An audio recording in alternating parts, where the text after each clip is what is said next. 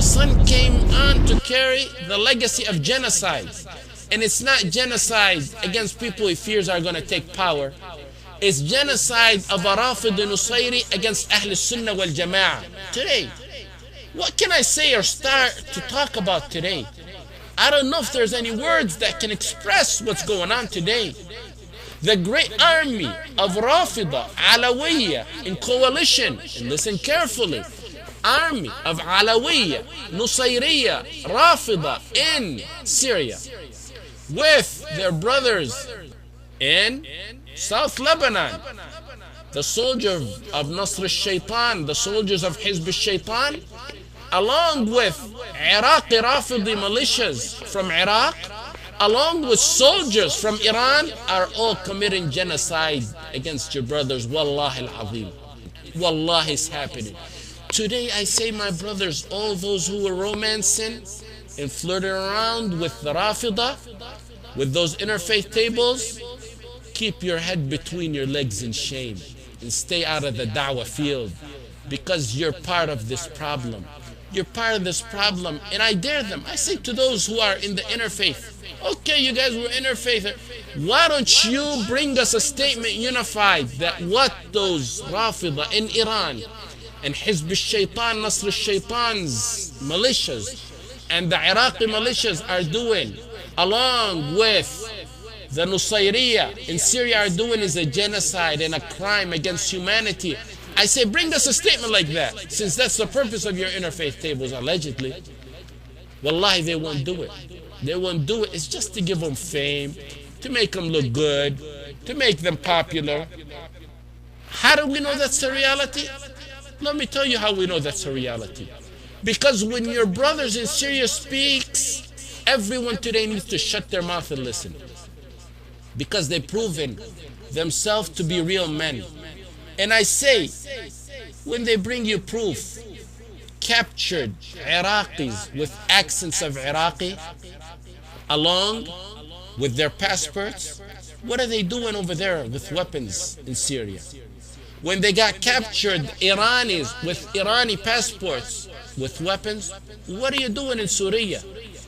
When they got Lebanese people with turbans, like those turbans of Al-Rafida in South Lebanon, with Lebanese passports, what are you doing in Syria?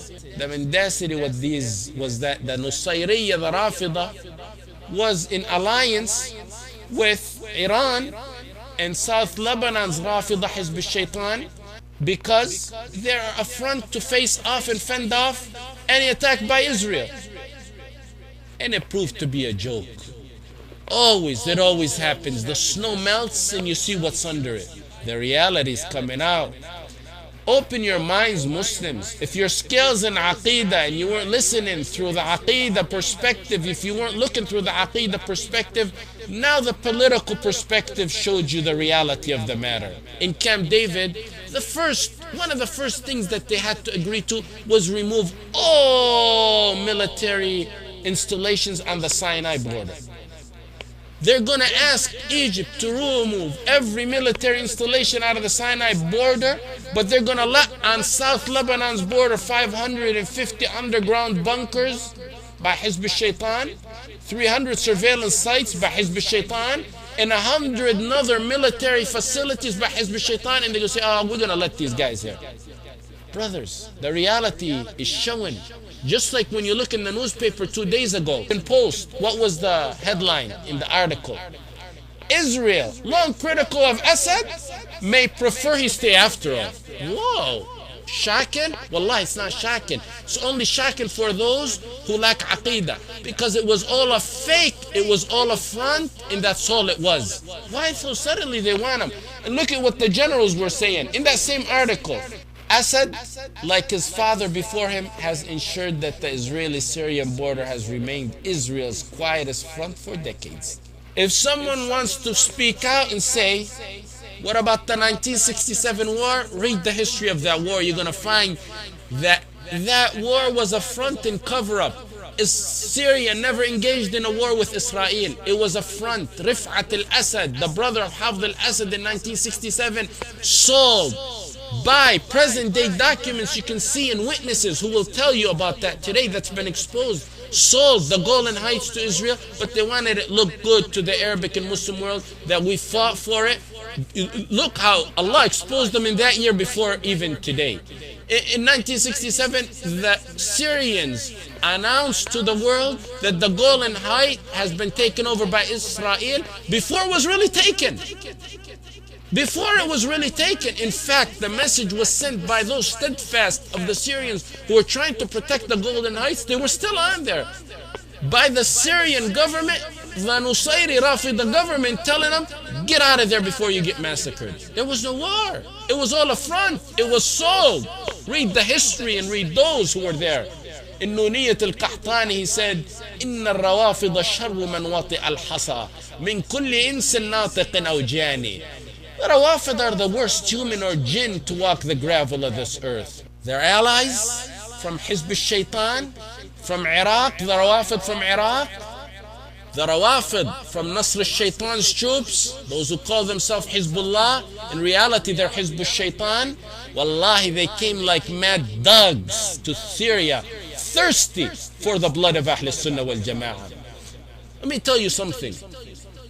The Syrian people were like the masses of the ignorant people of Ahlus-Sunnah today, until recently.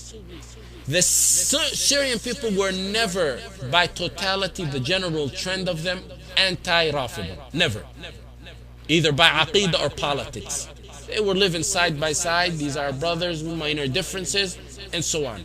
But after they seen, and we seen the captured members of Hizb al-Shaytan coming to kill them, after they seen the Irani soldiers coming to kill them, after the Iraqi soldiers traveled from Iraq to kill them with their IDs and passports, the matter changed. So now the Syrians seen the reality, let the world see the reality of the Rawafid.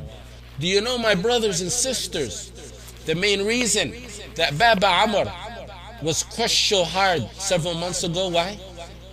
One of the reasons, and the main reason, is because it was rumored that four Irani soldiers were captured in Baba Amr.